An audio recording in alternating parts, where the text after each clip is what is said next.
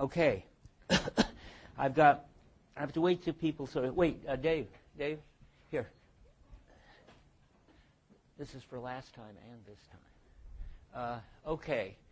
Now, I can start talking about this, but I can't really do what I want to do until as many people as possible are here. Maybe that's all that's possible on a day like this being podcast. What I need to do is kind of market research about next semester. And maybe I can just count you as a sample and go on from there. The problem is what to do about Division 2. I probably said at the beginning, didn't I, or did I, that I was going to follow up with a seminar on Division 2? Well, I got to worrying, talking to people, that there might be too many people for a seminar. And then, so the department doesn't want me to give a seminar anyway because they've already got too many seminars. I can also give a course, which would be 169, topics in continental philosophy, and still make it on Division 2. Did I hand you part of mine? Yes, it might be mine. That's right. I'll trade it. Okay. So anyway, so now I want to know, and then it would be, instead of a seminar, 3 hours and a section, like any other course. Then the question arises, when to have it. One interesting possibility, which well, first, let's start with this. How many would like to go on and take Division 2? I have to, whoa. I had a feeling, you see, that's why we can't have a seminar, because you guys already would fill more than a seminar, and you only are half the classes here. Okay, well, then let's take up the following. I thought I could give it Tuesday and Thursday at 11, but that conflicts with Hans Sluga giving Wittgenstein, which is probably the course most relevant to this. And how many were thinking of taking Wittgenstein next? Aha, I suspected. Okay, then a radical proposal is to give it in a 3-hour version, Friday afternoon from 2 to 5. Is that an outrageous proposal? I figure that'll cut down the attendance considerably. How many would still come if it was a 3-hour Friday afternoon from 2 to 5? Oh, you're brave and committed, I see. Okay, I'm going to go for that, because that's the only time when I don't conflict with anybody that any of you would be interested in, I think. Anyway, that's only advanced logic is the only thing I'm competing with. Do I have anything further to say about that? I guess not. Does anybody have anything to say about that? This is something that I've overlooked in this new plan. Yeah.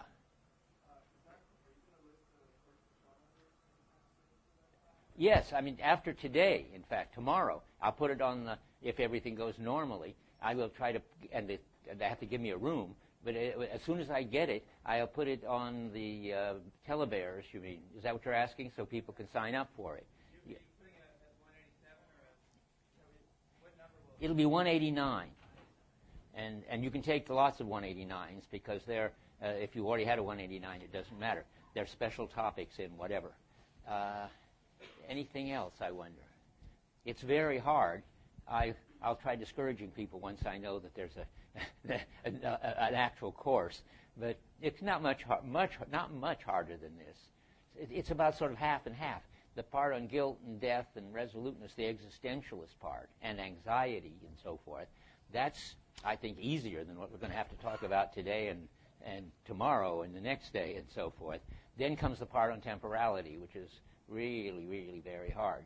But luckily, we've got Bill Blattner's book, which is just brilliant exposition of the part on temporality. Not the little book that summarizes all, but his big book called Heidegger's Temporal Idealism.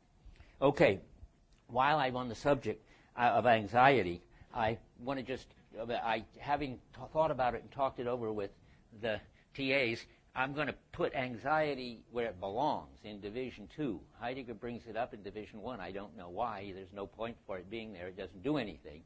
And in Division 2, it's very important. So that means you can skip, and I'm going to say now just assignment things that you need to know. So you can skip.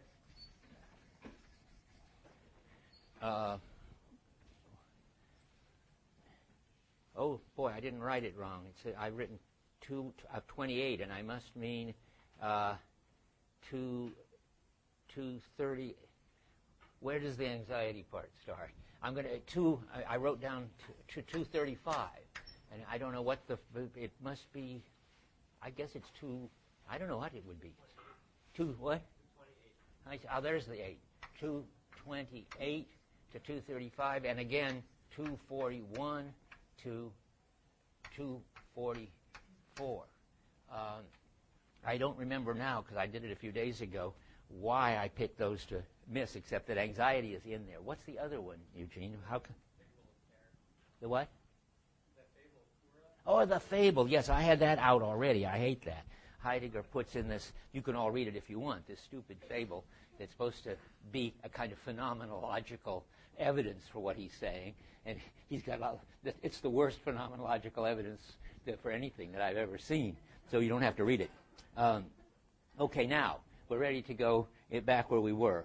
And I'm going to spend a lot of time on an understanding and interpretation. You may think too much time, but it's a very, very important issue is involved in it. And also, it's been so misunderstood by everybody.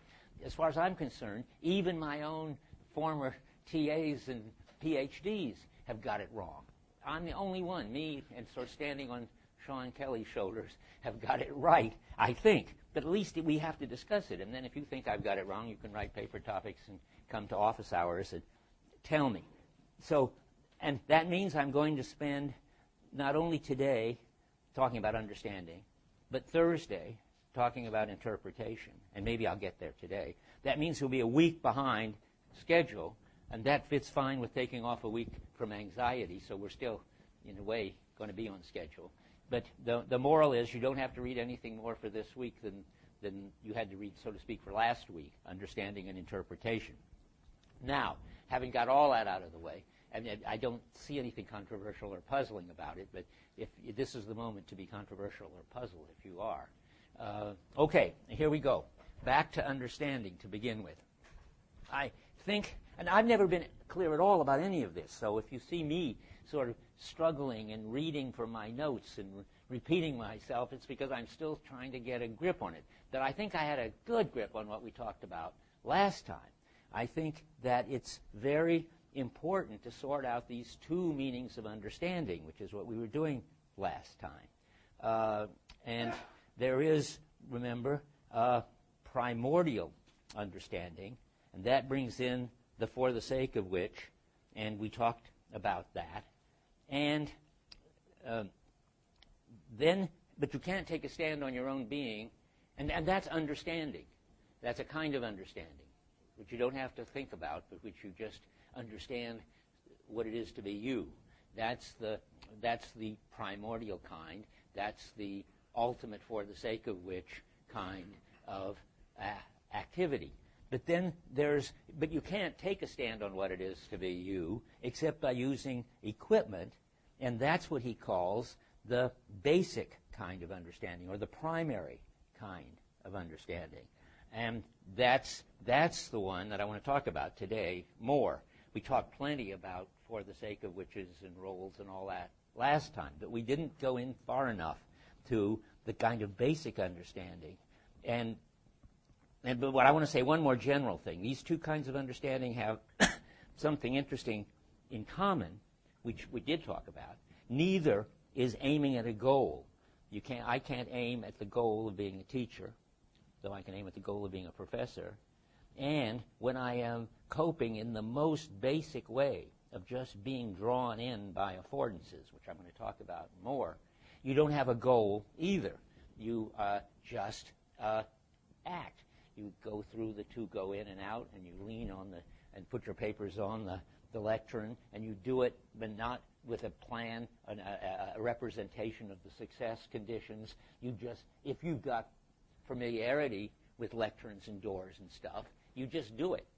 And remember, I keep saying Heidegger's example from Basic Problems is you go to the classroom, you use the door, and even more, you use the latch, the door handle, and you don't need to think about that. And it isn't a goal. It's just something that you can do.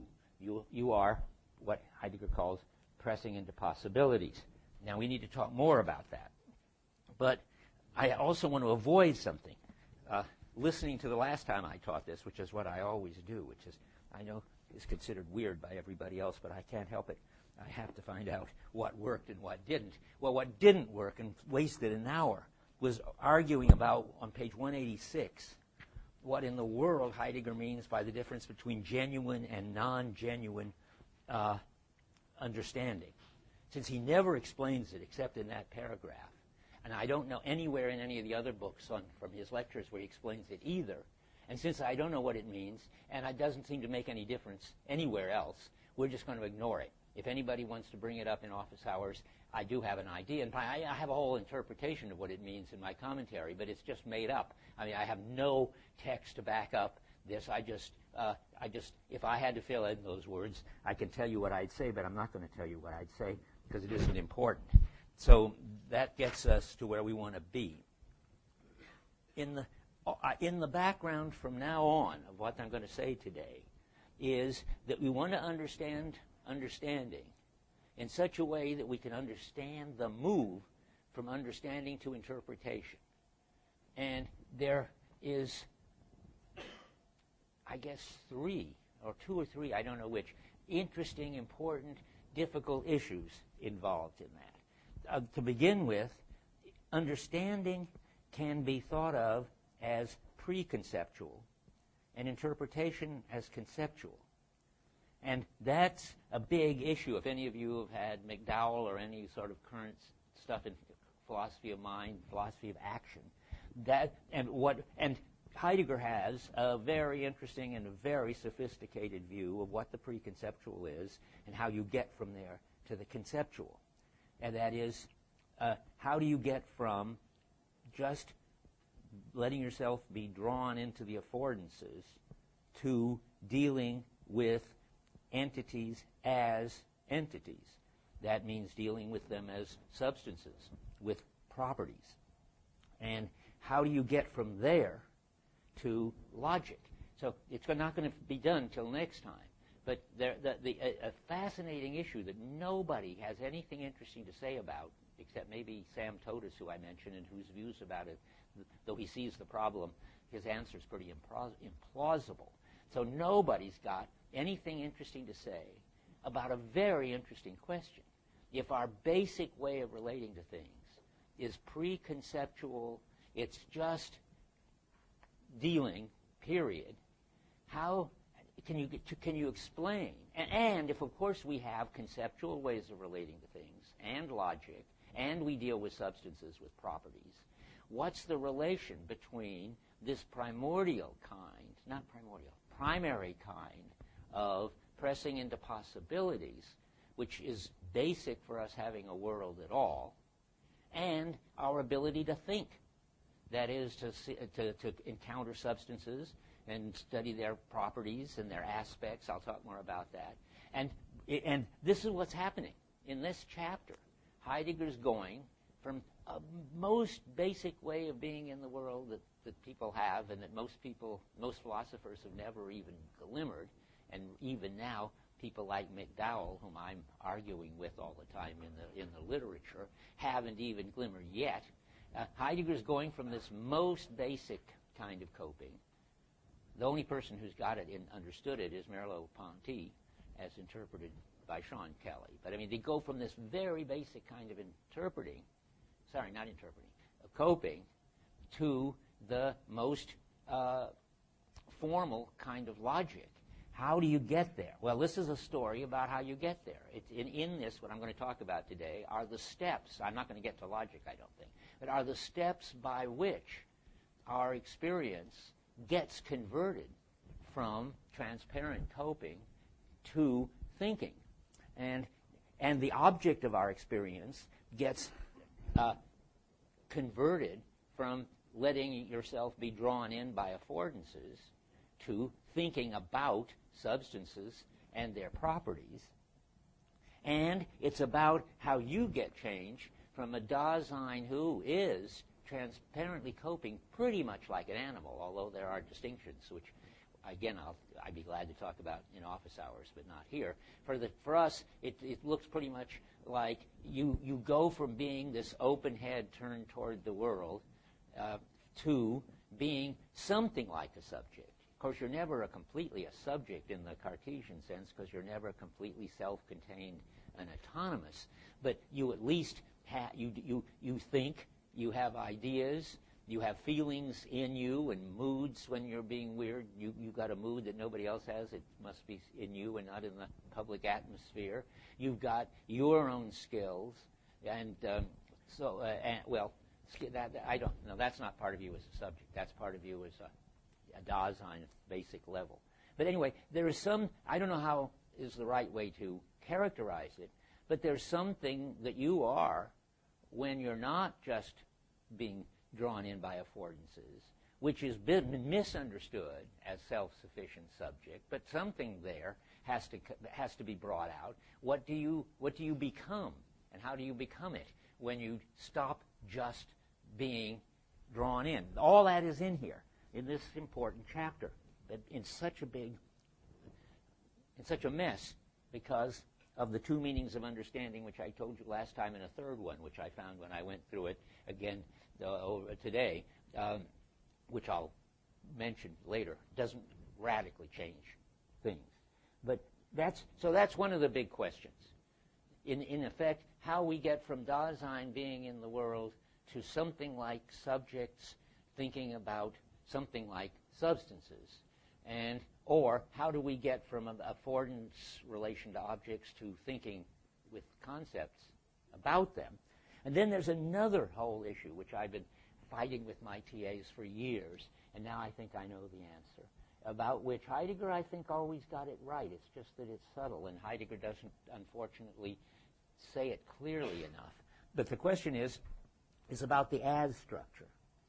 I mean, we're going to talk about how, when you're responding to affordances, you're not even responding to them as affordances. You're just responding. And then interpretation brings in the as structure. I just blurt it out now, but I'll read passages and say more about it in a minute. But the question is, Heidegger says, that the as structure is a basic feature of the world. And that makes it sound like the as structure, so to speak, goes all the way down, that there's nothing more than tables, which are things that are not even things.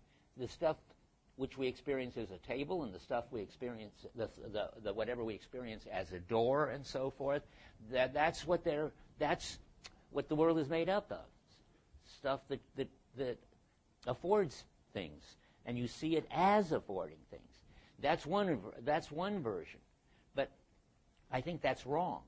I think the as structure, well, it's half right. I'll tell you what the answer is, because then you can know where we're heading. I mean, the reason everything is so confused is there are two perspectives.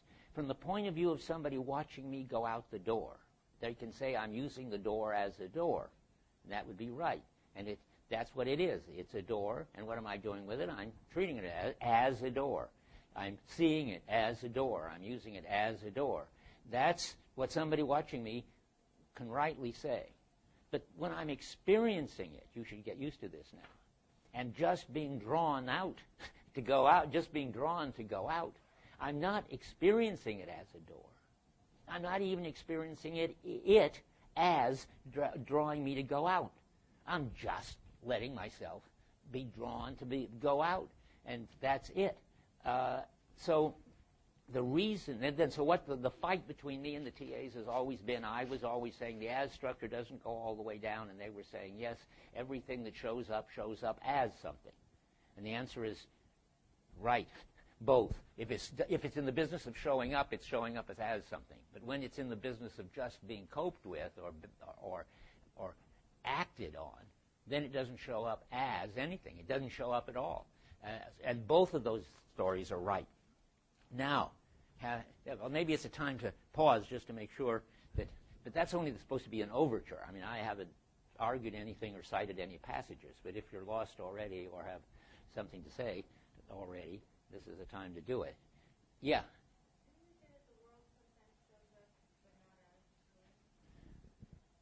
The world shows up, but not with an as structure. Good question. My first impulse is to say, Well, no, my impulse is to be confused. So let me think a little longer. What pulls me in my first impulse is to say, no, I mean, gee, am I confused? I mean, my first impulse is to say the world always shows up as an as structure. What else could it show up as, except having things with functions and so forth? It certainly doesn't show up as brute facts the way John Searle thinks it does, and Descartes and so forth. So then you might think, well, the world always shows up as having an as structure. But this is ambiguous. Whoa, already it's confusing. Shows up to somebody looking at it from the outside, not absorbed. But when you're absorbed, then it doesn't seem to show up with an as structure. But now you're asking a third question. And when you're not absorbed, could it ever show up without an as structure? That's what you just asked, I think. And it may have to do with anxiety or breakdown. You can do it with the workshop. You don't need anxiety, which is just all super breakdown. Well, remember when the tool is broken, then the workshop, the world, the little mini world of the workshop, shows itself. But I guess it shows itself as lacking the equipment you need. I think it's always as, but I think it's worth trying to figure it out. Okay, I'm going to go on, and now I say here in my notes, let's look in bold type. Well, when you've got problems like the two I just talked about, how you get from absorption to concepts, and whether the as structure goes all the way down, there's nothing else to do but go back to the phenomenon, which is just what Heidegger would say to do. And I take it that that's what he's doing on 189. But I also say that I wanted to say something about 188, so let's talk about that.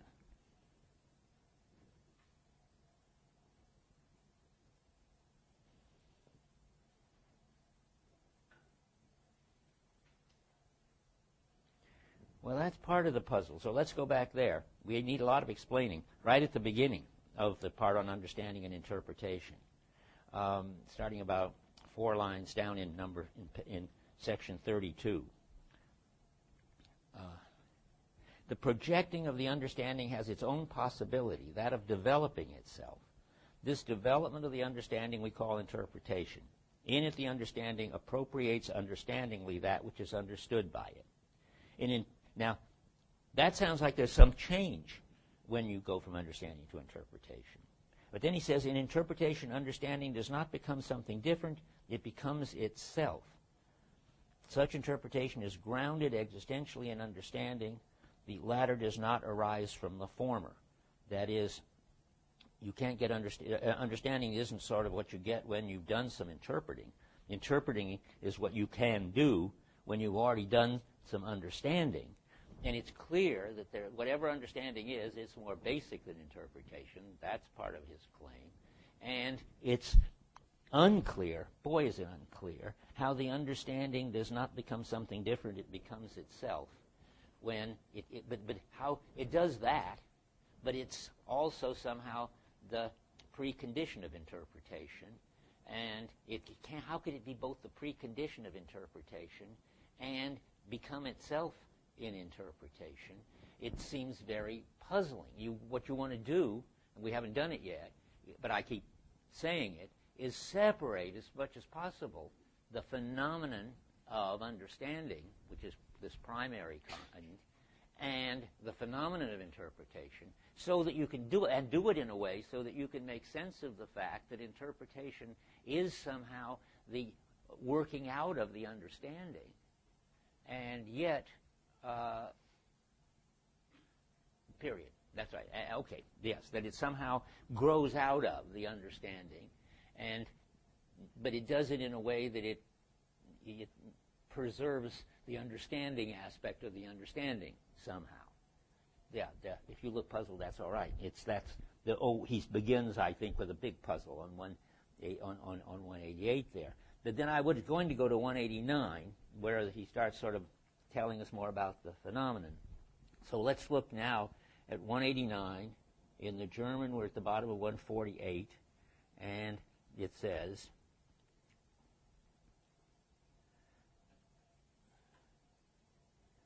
to say about the second sentence of the, well, we might as well begin that paragraph. In terms of the significance which is disclosed in understanding the world, concernful being amidst the ready-to-hand gives itself to understand whatever involvement that which is encountered can have. Well, keep thinking about a door. So somehow what's disclosed is something is disclosed as a door. And now, but we don't know whether that means that you just use it to go out or that you see it as a door. He hasn't settled that yet. To say that circumspection discovers means that the world, which has already been understood, comes to be interpreted. Okay, it looks, I just want to keep stressing this because this is my side. It looks like something could be understood and not interpreted. That is it. So interpretation does not go all the way down. That so many people miss that. So they're ready to, and it's so what's already been understood comes to be interpreted. Think about the door.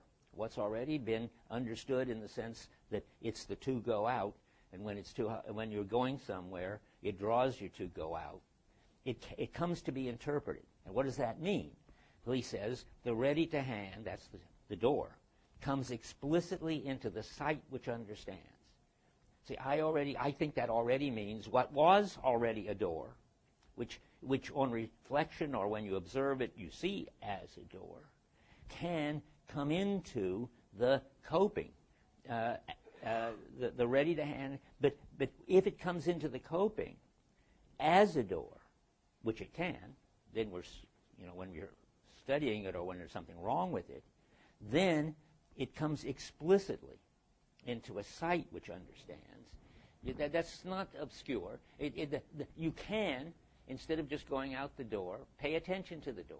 I mean, he's not denying it. He's not crazy. You can go out the door as a door. You can respond to affordances as affordances.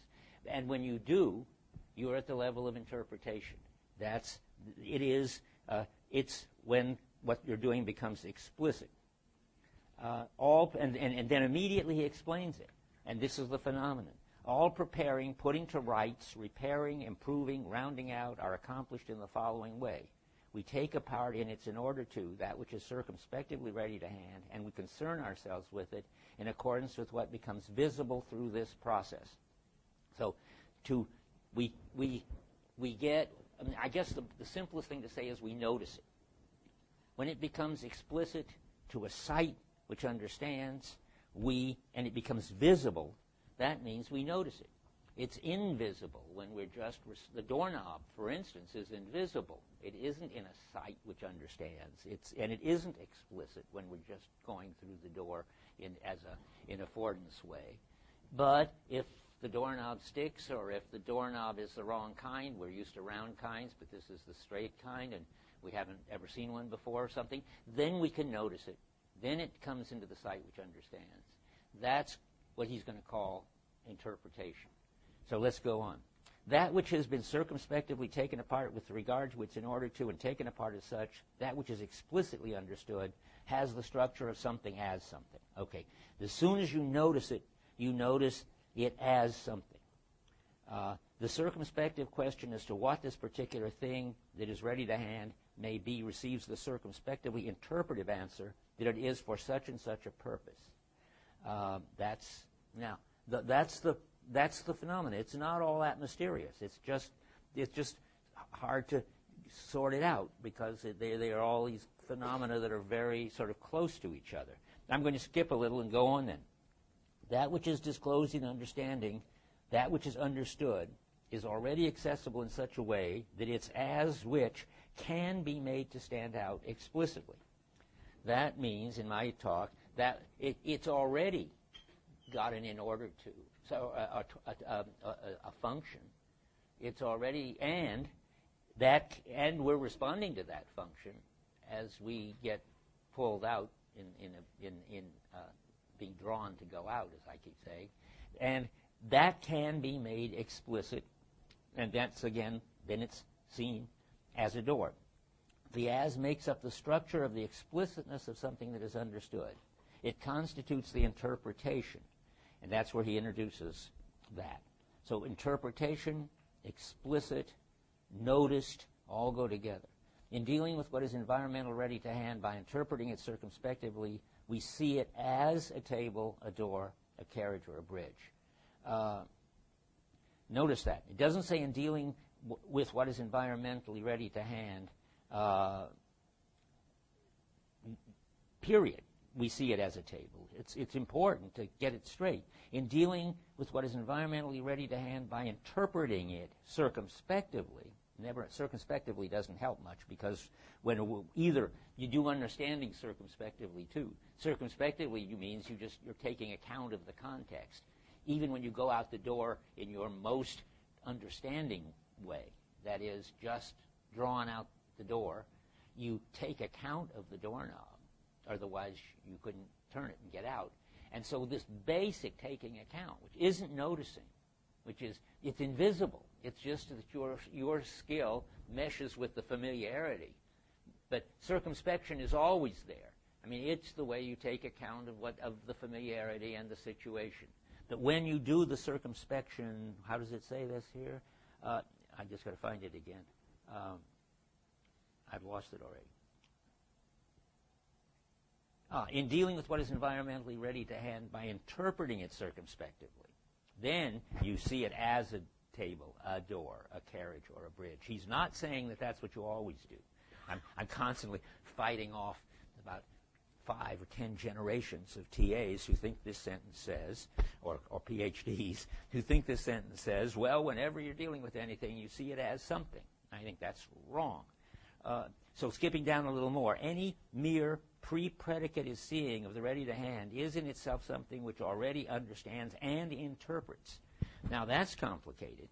If that's because I think that there is something where predicative sounds like substances with properties, or bringing it under the concept door. And he's saying, well, there's a kind of seeing of the ready to hand which understands and interprets, which is pre-predicative, not substance with properties, and pre-conceptual, and so forth.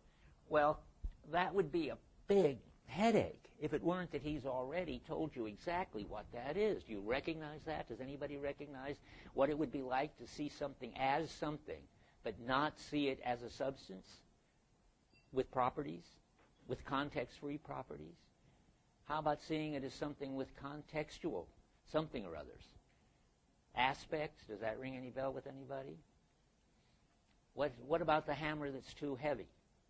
Seeing the hammer, experiencing the hammer as too heavy is a pre-predicative form of, if I understand it right, interpretation, because it's already experiencing it as too heavy. That's what we're talking about. Or I'm experiencing that the hammer is too heavy. It's already, as the analytic people would find important to say, propositional.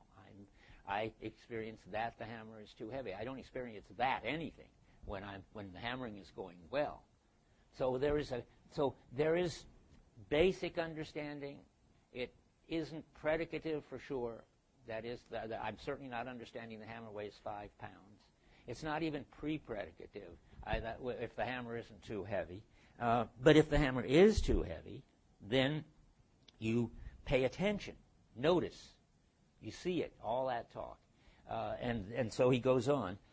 Any mere pre-predicative seeing of the ready to hand is in itself something which already understands and interprets. Yes, which doesn't mean that every time you understand you interpret. That's the mistake.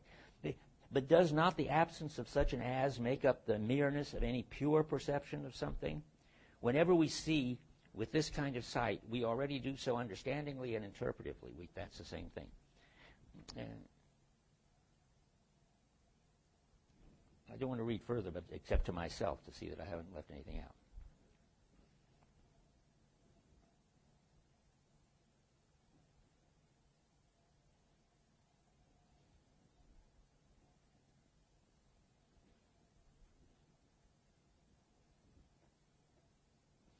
Well, that's a hard one at the bottom. I wasn't going to talk about it, but I feel I have to.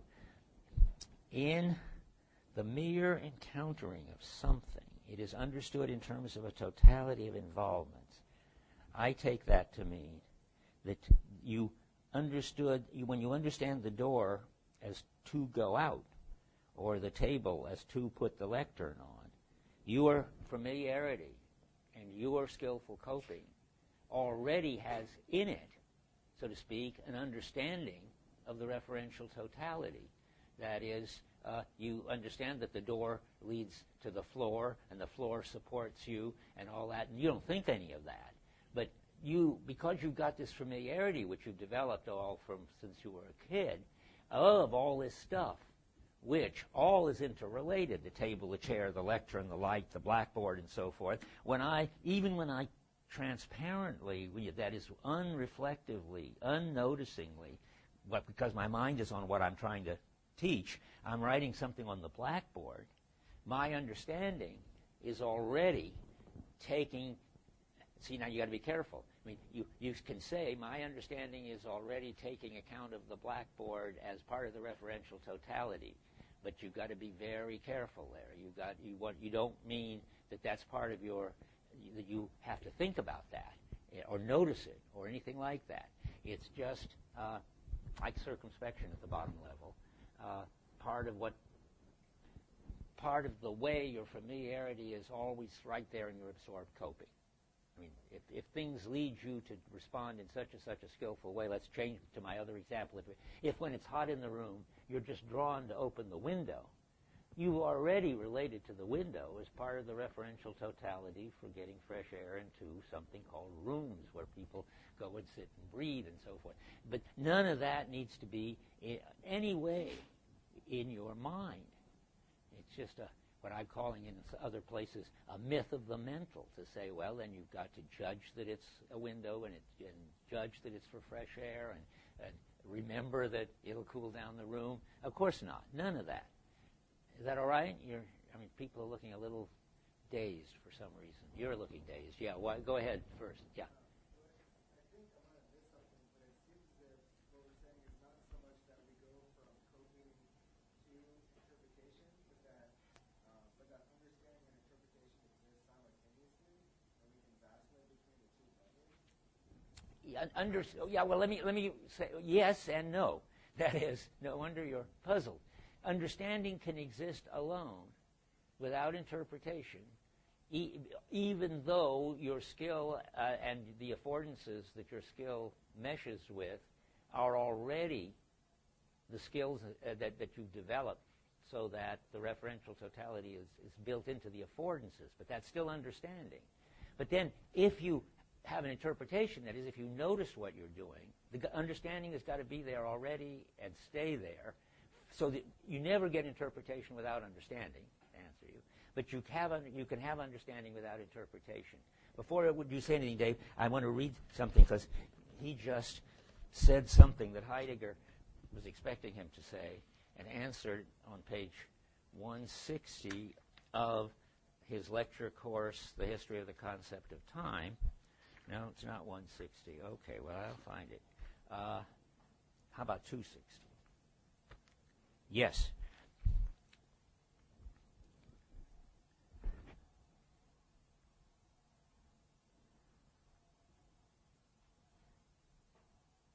Well, it isn't quite right on, but it's very relevant.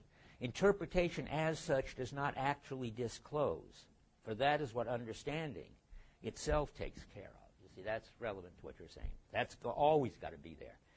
Interpretation always only takes care of bringing out what is disclosed as a cultivation of the possibilities inherent in the understanding. That means, noticing it as a door. You can do that, but it can't be disclosed as a door except on this bottom level of familiarity and coping, responding. Dave? Just to get clear in your view, would there be, in your view, the possibility of an understanding that's not always explicitly interpretive? Good. In other words, could it be a pure understanding that has no sort of implicit interpretive potential lying to it? Well, that's a trick question. I mean, that's the kind of question that gives causes years of argument between me and everybody else. So I want to say, and this is just apropos exactly of what we're talking about. You can have if understanding means noticing, you can and seeing as and thinking about it and so forth, any of that, then understanding, and if that stuff is what interpretation does, make explicit and notice, you can certainly have understanding without interpretation.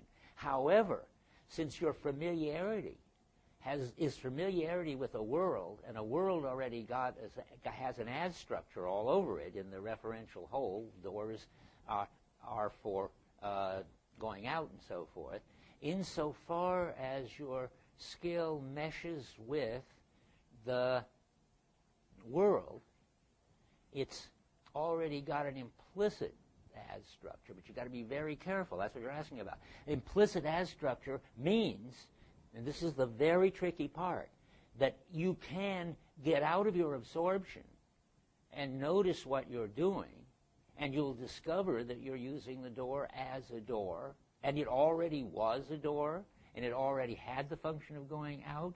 That's fine. But if you want to stick to what you're experiencing when you're going out at the basic level of understanding, then you're not experiencing this as stuff. You're just dealing with it, and it's drawing you to do the appropriate thing. So the trick is all around this business of explicitly. To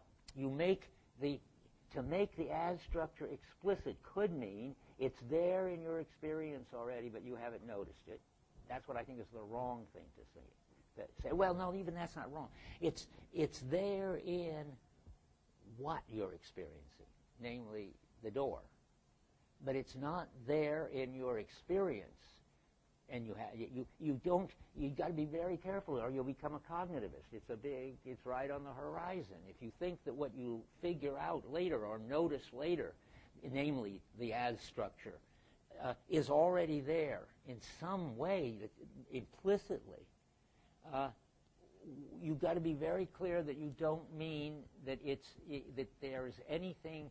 Well, what? I don't know if I can put it any clearer. You don't mean that when you do notice the as structure of your experience, you notice what has been there all along. What you notice is not the as structure of your experience, but your as structure of the world, which has been there all along. And that's the implicit. That's in your skill. Your skill of just responding to the two go out is the skill it is because doors do what doors do. And therefore, when you reflect, you can always make explicit that you were using the door as a door. Is that any help? It's very subtle. About the possibility of something like a pre-predicative interpreting. So it's an interpreting, but it's not yet taking something as something. But it's sort of almost like that. Okay, well, but if you define interpreting as taking something as something, right, which he does, you can't have that. Except that I'm trying to give justice to just your position, saying, but it's in the familiarity already, and you're acting out of your familiarity, and your familiarity is to, so to speak, you've been trained in your culture, with doors and so forth, to treat doors as doors. But that's, but that's not what he's going to call interpretation, I think. And that's because he's pretty clear that you can have understanding without interpretation in that passage I read from the concept of time, but you can't have interpretation without understanding. That's if you want to put in a slogan, that's what I'm trying to say over and over and over. That's why I knew exactly where it was in basic in history concept of time, because he's trying to say it over and over in his lectures. I see a hand. Yeah, Tyler.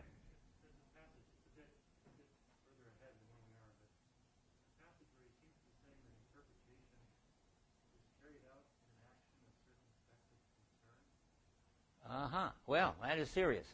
If that's what he says, everything I've said for the last hour is wrong. So let's look at it. What page?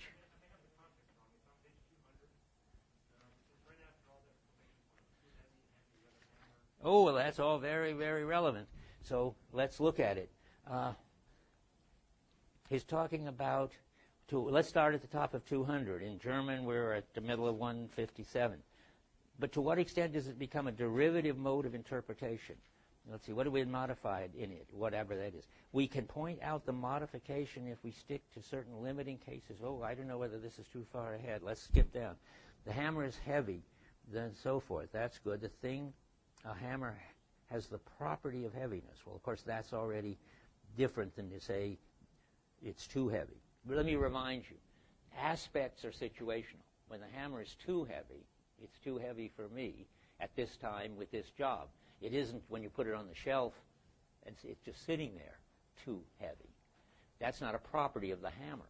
That's something that comes out of our relation to the hammer. However, if the hammer weighs 5 pounds, that's a property of the hammer. No matter how strong or weak I am, whether the hammer's on the shelf or I'm hammering with it, it always weighs 5 pounds. Properties just inherent substances, and they are not situational. But aspects like too heavy do. Now, whether that's going to be important here, I don't know. The hammer has the property of heaviness. Okay, no. Now, where are we going to go, Tyler? Interpretation is carried out primordially, not? No, where? What? Oh, that's what I was just reading. Okay, I'll read it because I can put it on the pod. Interpretations is carried out primordially, not in a theoretical statement, but in an action of circumspective concern, laying aside the unsuitable tool or exchanging it without wasting words. That's interesting. Well, that suggests, from the fact that words are absent, it may not be concluded that interpretation is absent. That's right. The kind of interpretation which is expressed is not all already in an assertion. Interpretation. See, I think, and what Tyler says, I think it's a question of the context here. I think that he's talking about interpretation, and he's saying it's not theoretical there, but it's already situational, like too heavy, and you lay aside the unsuitable tool without wasting words, yes, but at that point, you're already no longer just pressing into the affordances. You come into a problem, and he's trying to say the problem doesn't require reflection, and it doesn't require assertions, which is what he's thinking about, but you can respond directly to the problem, but as soon as you are responding to the hammer as too heavy, if that's part of your experience, then it's already interpretive. That's how I'm going to read that. When we get there, keep your eyes open when you get there. See if you think that's right. Okay, good problems. Now, back to this. Where are we? Oh, it's funny. I've got a quote here on 189 which has to do with this pre-predicate. Oh, that's what I just read. It's the same. That's what we're talking about. We've just done it. So let me go on and look at my notes some more.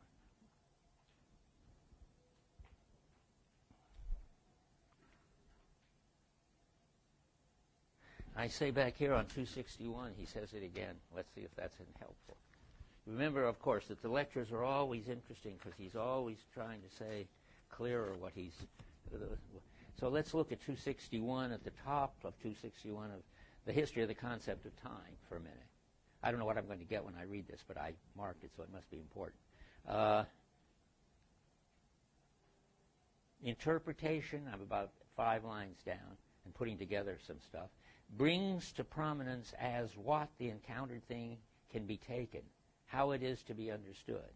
The primary form of all interpretation as the cultivation of understanding, that is, making something, more out of understanding, is the consideration of something in terms of the as what, considering something as something. Oh, we're back to that. I don't think he's saying anything new there, so maybe I'm looking in the wrong place.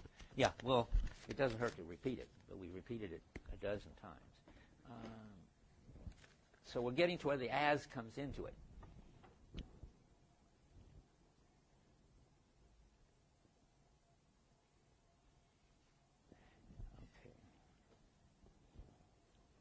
So I want to say, and I put it in here, but I have to put it someplace. One of the problems is it hasn't really sort of perturbed this conversation, which is good, but it could, and you got to. So I'll warn you. Remember that understanding means two, or I think now three different things when Heidegger used it. I'll tell you the third one in a minute, but let's just do the first two. When understanding always has got in it the relation to the ultimate for the sake of which. It's part of the familiarity, and you can have that kind of understanding. That is, I can be, it's because, it's, I don't want to say as a teacher, that's not right. It's because I am a teacher. Remember, you Dasein, I should say so this, the Dasein, remember he says, in understanding is its possibilities. So I am a teacher, and that's at the level of understanding. It doesn't require noticing anything or thinking about anything. So that both at the top, I'm just repeating something I said last time, but I think it's important. It was something interesting that Heidegger's seen, that understanding at the highest level, primordial understanding of me as a teacher, which isn't something you can represent and aim for at all, because it's about a possibility that I am, not a possibility that I can achieve. You'd never achieve being a teacher. You just are. At the highest level, the possibility is higher than actuality, he says, and you are your possibility. It's clear for being a teacher. But it's also clear for responding to the affordance of going out the door. That it isn't as if going out the door is the kind of possibility which will become, which you can represent as a goal and then achieve it. At this basic level, you don't represent it as a goal and then achieve it. You just are. I mean, you're so absorbed in what you're doing, this is the way to put it, that you aren't even there. You just are the going out the door. So he sees at the both levels that there's the highest and the lowest, that there's a sense in which you can be the possibility instead of it being something, instead of sort of waiting to the actuality, waiting to succeed at whatever. If I could find it instantly, it's on 404. What I'm saying is in here. And this has got something to do with not being a subject at the level of that he's interested in. Okay, this is a very interesting sentence in 405, just in the middle of nowhere. I mean,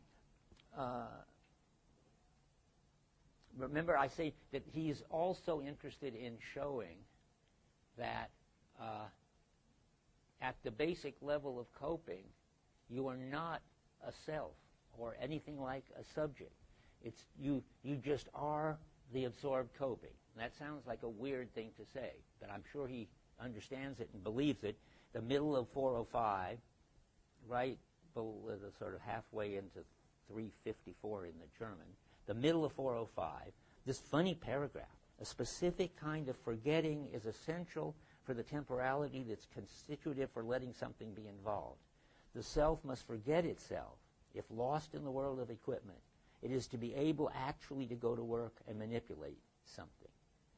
Now, that's fascinating. And that just says, if you're really coping, if you're really in flow, if you're really absorbed, you have to lose track. There isn't any you. There's just coping going on.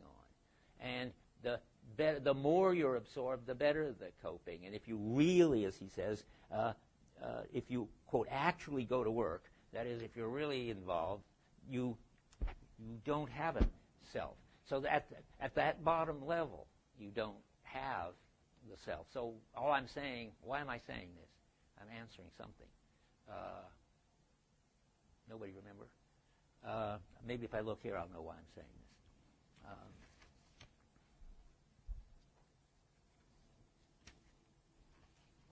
Oh, well, yeah, I'm talking about the three meanings of understanding that I want to warn you about. And I'm saying there is this bottom level. And, oh, yeah, and I was just doing the parallel between the two kinds that we talked about last time, the primordial and the primary levels of understanding. That is, the for the sake of which kind and the just being drawn into it kind are such that you just get completely absorbed You don't represent the situation and so forth. You just do it. I'm just doing my teacher thing, and I'm just doing my lectern thing at the top level and at the bottom level. And I'm so absorbed there isn't even any special me monitoring what's going on. But now what I want to tell you is that there's a third kind, a third use of understanding. No big deal, but just getting the language straight. It isn't a new phenomenon, I don't think, at all. Okay, so there are three different ways he uses understanding. Primordial existential structure, that's the new one. Then there's the primary one, which we just talked about. But you have to go back now and do them in this new order. Understanding is the name for primordial existential structure. I'm going to give you a chart next time. I promised it this time, but I didn't finish it yet. But there's a level of these primordial existential structures. What are they? Well, there's disposedness, falling or being absorbed, better say being absorbed, and understanding. And those are, he calls them primordial existential structures. Well, he doesn't call them that, but he says the following, quote, equiprimordial with disposedness and constituting this being is understanding on 182, right at the beginning. So, no, not right at the beginning, but where on 182? Must be right at the beginning of the understanding chapter. Yeah, right, the first sentence of 31. Disposedness is one of the existential structures in which the being of the there maintains itself. Equiprimordial with it in constituting this being is understanding. Well, there's a funny use of equiprimordial. It just means they are the basic structures of Dasein. Remember, they always come in threes, and I'm going to show you next time a lot of the various names for the threes. But the important thing is that one of the ways of using understanding is that it's a structure, and we haven't filled in anything about that structure yet. That's the new one.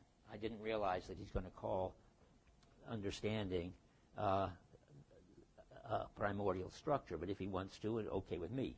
But then that primordial structure gets filled in, and that's primary understanding. It gets realized. That is, this primordial structure, how does it get realized? By coping. Just as the primordial structure of disposedness gets realized as what? I just want to make sure you're awake. How does disposedness become concrete, as he puts it? That's his word from I realized. Oh, if nobody knows the answer to that, I'm going home. It's just too depressing. Come on. How does disposedness get realized, get made concrete, actually come into your experience? It doesn't come in as some abstract Heidegger fancy term, disposedness. Is what? No, not circumspection. Come on. Mood. Who said that? Some hero. Oh, I wish it was somebody else, Eugene, because I know you know this already. That it took anyway. It's mood, of course. Disposedness gets realized as mood. It gets concrete as mood. Now you can make the same parallel statement. Understanding gets realized as coping.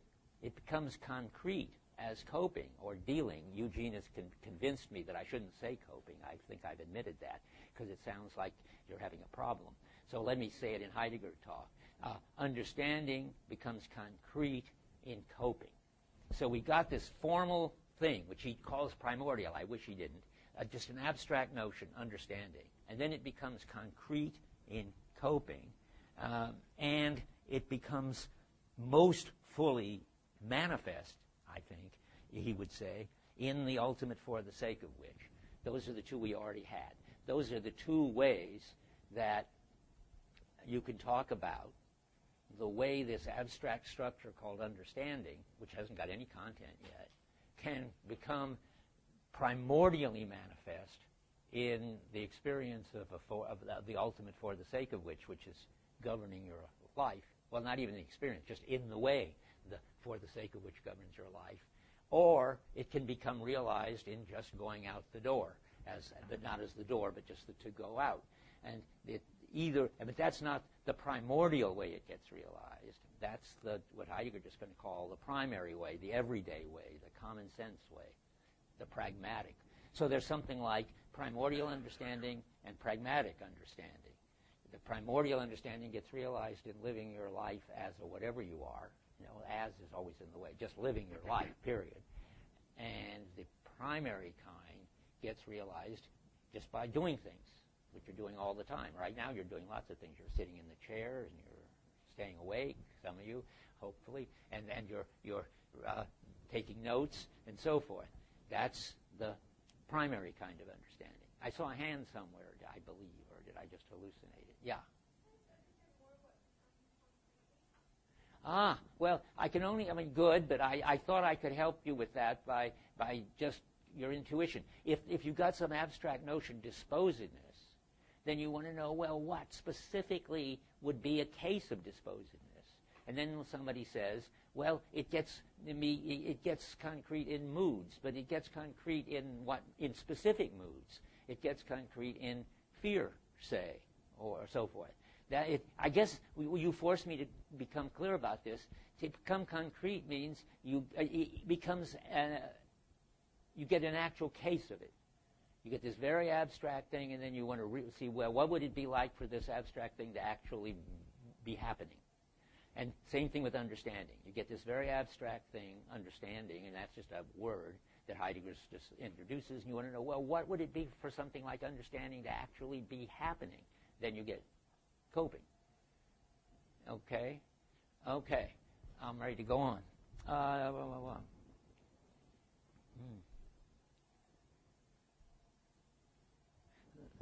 On 184, I say, is where he switches to understanding as the realization of an existential structure like usability. No.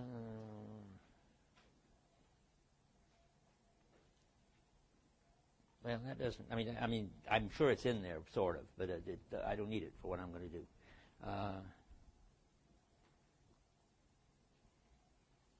And then this important line, I'm just sort of reviewing because I see important lines that I haven't said. But I keep saying you don't have a goal. That they're just possibilities, and they never get actual. When you're coping at either of these levels, it's not a kind of Searle-like intentionality. Now, let's see, somewhere on 155, he just says that, and I figure I ought to say it.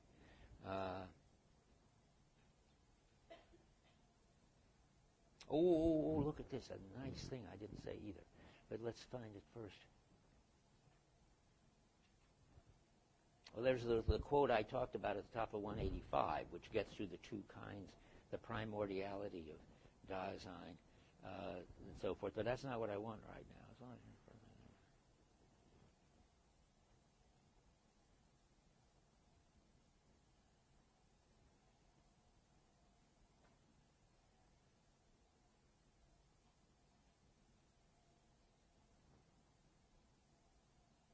well, this is this crucial stuff. I just explained this hard paragraph, so now I'll read the hard paragraph I explained.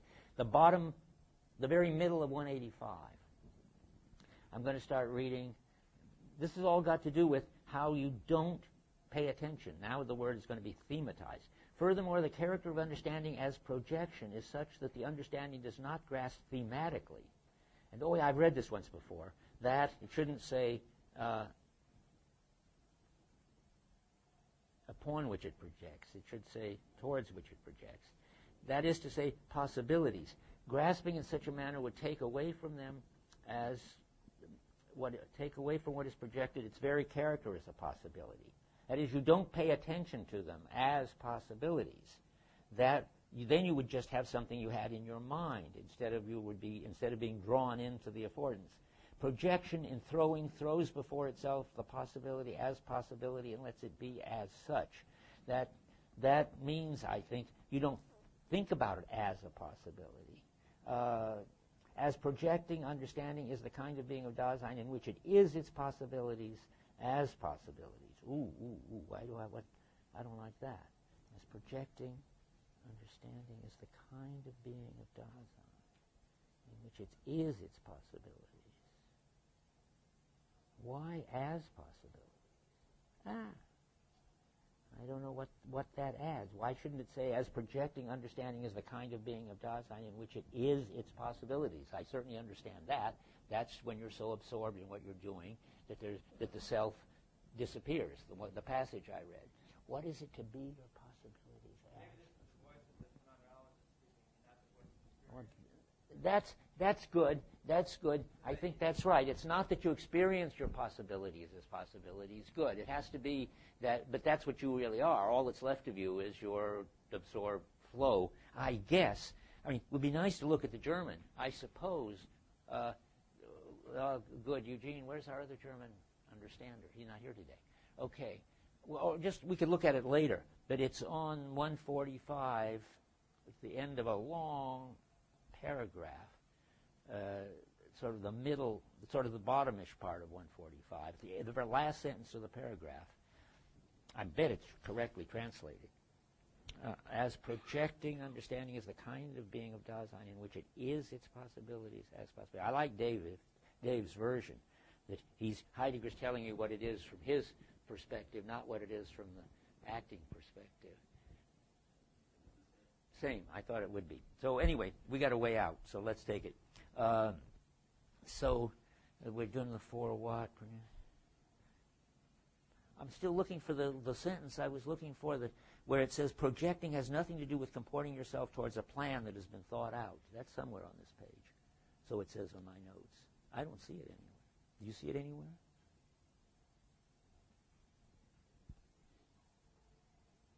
Well, that's all right, except that I better correct it so that no, I don't have my pen.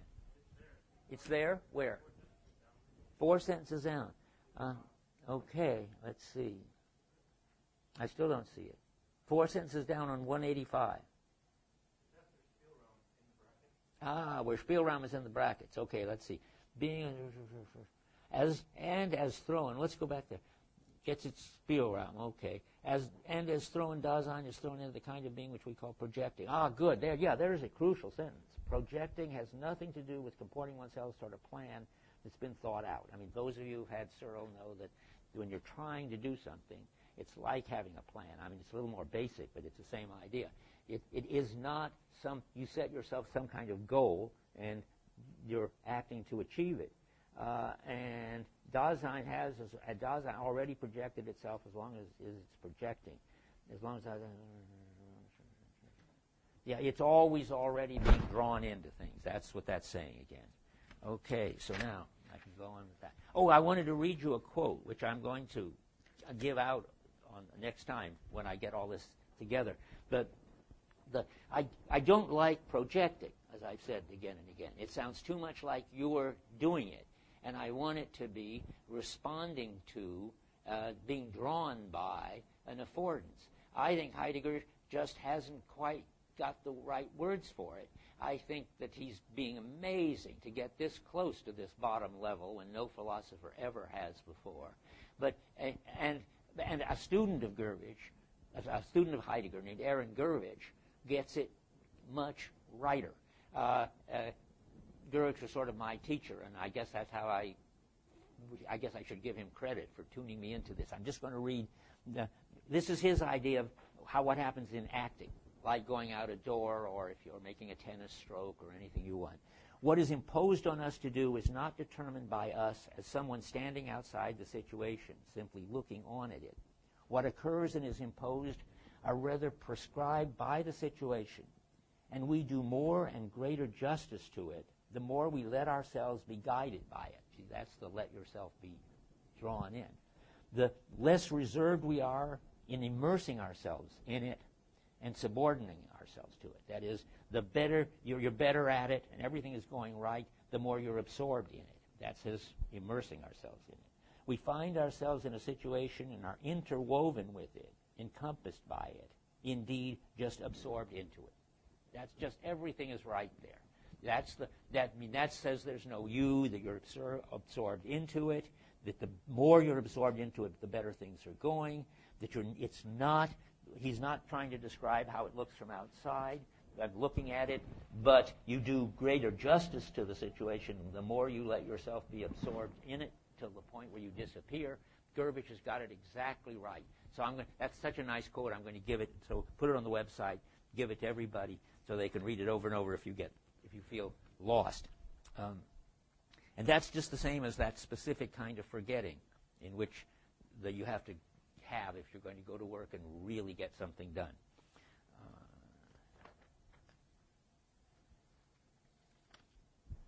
A lot of this I said already, so I have to go over it to see what I haven't said already.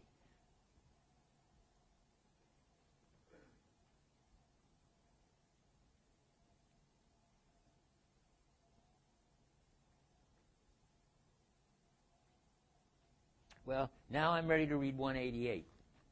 I mean, we've got enough phenomena on the plate so that we can understand. I mean, enough phenomena that we can understand as sort of abstract things.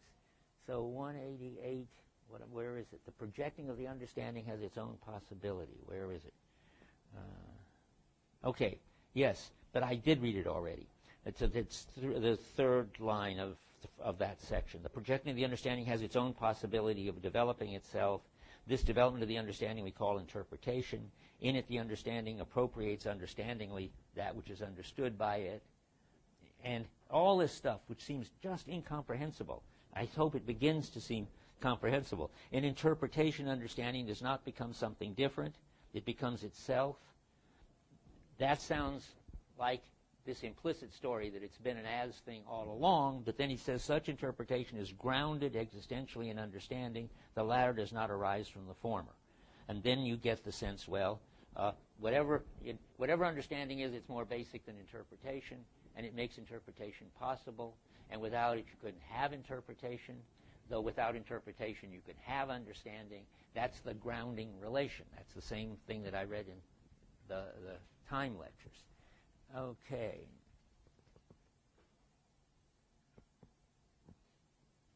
Okay, now I was going to say more about this normative pull to where you I'm not sure I want to say it. Let me see that.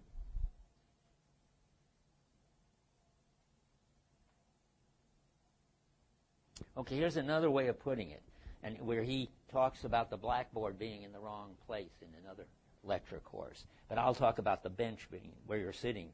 Suppose they were movable chairs. Experiencing the ready to hand is an instance, I'm just reading my own stuff, of the normative pull. The bench affords sitting. So if the bench in the classroom is facing the wrong way, we'll have to turn it around. But remember, improving is no longer simply responding to the situation and doing what the ready to hand draws you to do. Improving is always gets you to the unready to hand. And the unready to hand always gets you the as structure. So now we're experiencing the bench as for facing the lecture, and it's not. So we're going to improve it. If you move to improve, you have to focus on what counts as appropriate. You thematize the what for. That's the basic, what the basic understanding understands is the what for. What does that remind you of? Well, it's the to go out.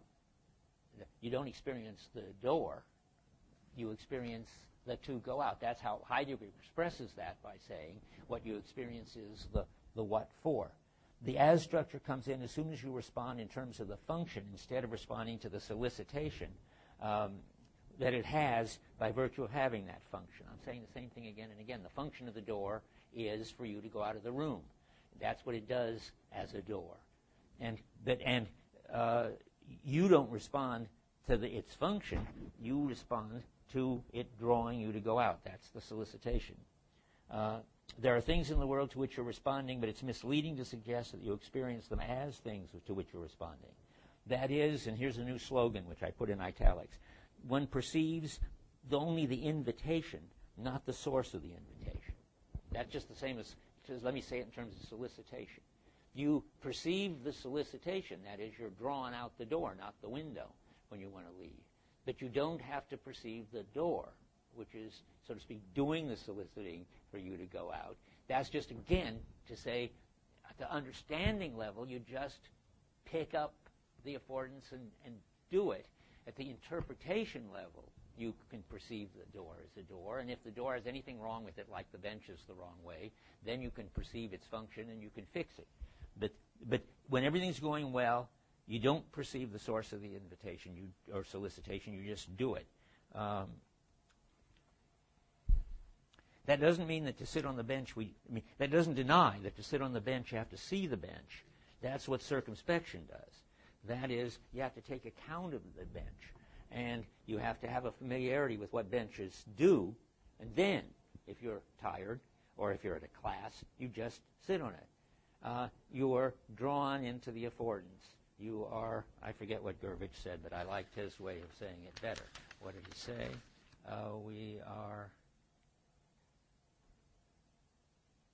We are guided by it. That's just another attempt to say this. Okay. So when something goes wrong, then you see something as something. I said that. That's when the ready to hand comes expressly into the sight that understands. And I said that. Oh, but there's another way to say it, that there is a counter thrust. Possibilities exert their counter thrust upon Dasein. I don't remember where that is, though. I see I didn't write down a page number. Does that sound familiar to anybody? If you come across it, counter thrust is just another name for resists your just being drawn into it. Then the ready to hand becomes expressly into the sight that understands. I wonder if that's where counter thrust goes. That's on 189. 188. We're on 188. Oh boy, everything comes right there at the beginning. Where is it? 188, the top of the page? What German? Where? Oh, the Rückschlag. I see, yes. Okay. Yes. They exert, well, let's read what it says. As understanding Dasein projects its being upon possibilities. Okay. This being toward possibilities, that's the to go out, which understands is itself ability to be, and it is so because of the way these possibilities, as disclosed, exert their counter thrust upon Dasein. I've got it wrong. The counter thrust isn't breakdown, as I just said it is. The counter thrust is another way of saying it's drawing you in.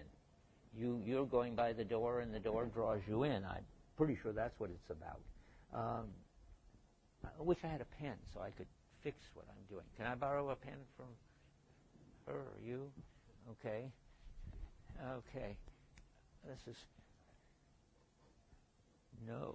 Okay. Then our response is either to stay fully involved and fix the problem, or pay attention to our activity. That which is disclosed in understanding. Now, where's the next? On 189, suddenly all the page numbers have disappeared from here. That which is disclosed in understanding, that which is understood. Help me find that one. I got it. A little below the middle, in the middle of the line. That which is disclosed in understanding, that which is understood, is already accessible in such a way that its as which can be made to stand out explicitly. The as makes up the structure of the explicitness. We've already said that, so I don't need that anymore. Okay, I think I'm going to make it to the end.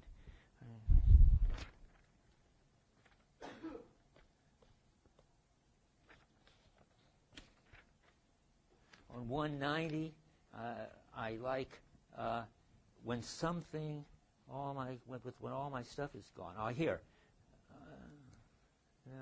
I'm going to read it. Somebody will find it. When something within the world is encountered as such, the thing in question is already has an involvement, which is disclosed in our understanding of the world, and this involvement is one that gets laid out in interpretation.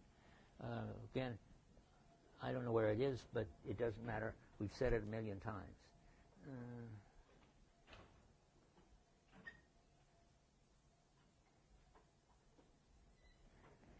Okay, now I'm going to stop with 199 at the first full paragraph.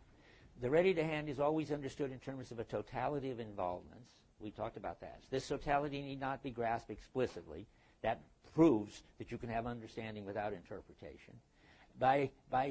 Without being grasped explicitly by a thematic interpretation. Even if it has undergone such an interpretation. So I noticed the door, for instance. It recedes into an understanding which does not stand out from the background. So it always goes back into the background, where it governs what you're doing, and you take account of it circumspectively, but you don't. It isn't explicit at all. And this is the very mode in which it is the essential foundation for everyday circumspective interpretation. I sort of rest my case with that. I mean, so there is something more fundamental in interpretation, and even when there's interpretation, as soon as you get used to coping with whatever you're coping with, then it goes back into the background, and when it's in the background and you're not noticing it, you're not seeing it, then it counts as understanding, and that understanding is always there and is the foundation for interpretation whenever you get it. Now, I have the feeling I was sort of preaching more to myself than to you all. That now, when you go back and read this, if you do, the next thing is to see, and we're going to start with that next time, the way you get from this level to the next stages up to logic and the predicate calculus, all of which is going on the next bunch of pages up to page... well, I don't know quite where I'm going to stop, but I hope to get up to 203 next time. But, okay. Thanks.